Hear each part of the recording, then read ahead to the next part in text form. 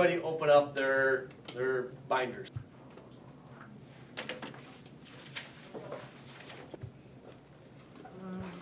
Oh my God. I see you got a cut there. Let's head over to my lab.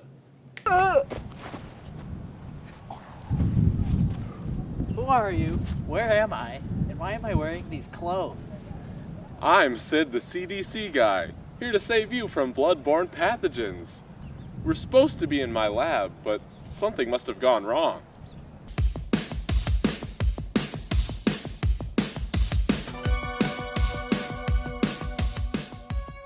What are Borne Pathogens?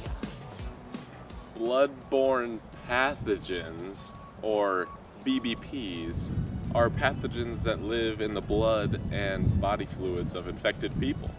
But I'm not infected. Well, BBPs are invisible to the naked eye, and they could be present in anybody, and you wouldn't even know it.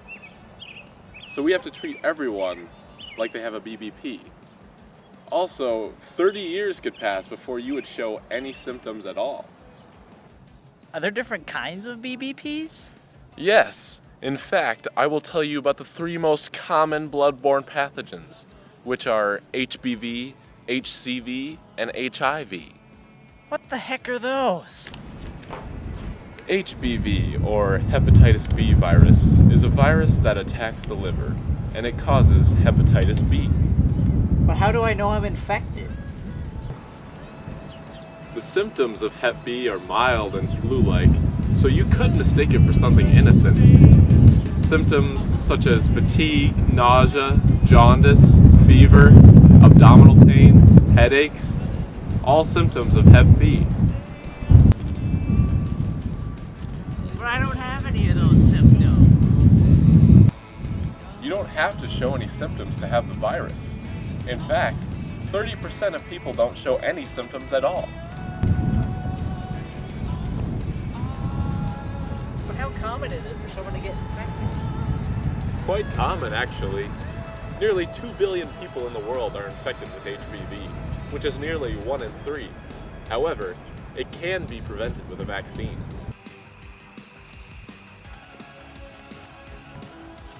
HCV, or hepatitis C virus, is very similar to HBV. But 80% of those with HCV show no symptoms at all, and those that do pop up are even more mild than HBV. So what you're saying is that HCV is not as bad as HBV? No, because unlike hepatitis B, hepatitis C has no known vaccine or prevention method.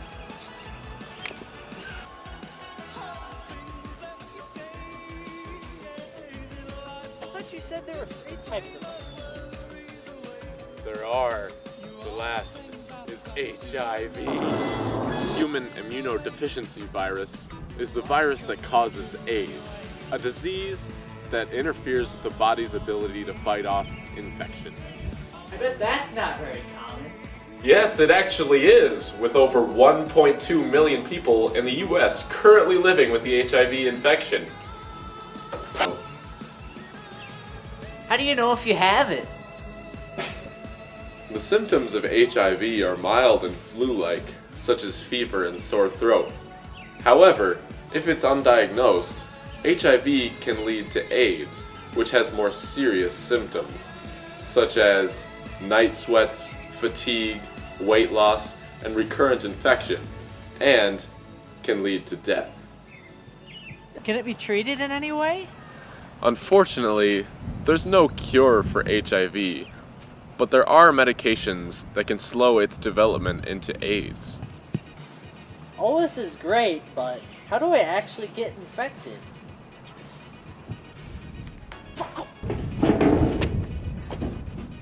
The most common ways that blood-borne pathogens are transmitted are by sharing needles, unprotected sex, and by mothers passing the virus down to their newborns.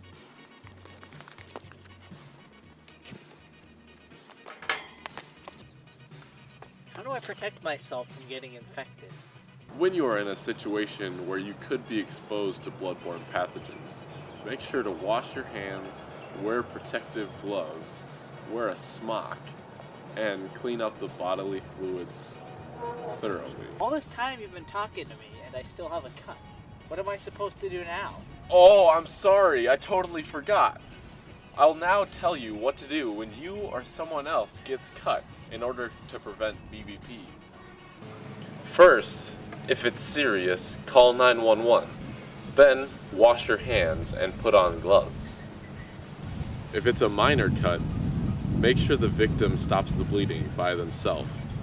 If they need help, bandage the cut and apply pressure to it. Make sure to place a barrier between you and the blood. If it happens to get in your eyes or mouth, flush it out with lots of water. Notify a custodian or an employee trained in cleaning up spills. Never use your hands to clean up sharp objects like needles or broken glass. In order to reduce exposure to BBPs, make sure to keep your workplace as clean as possible.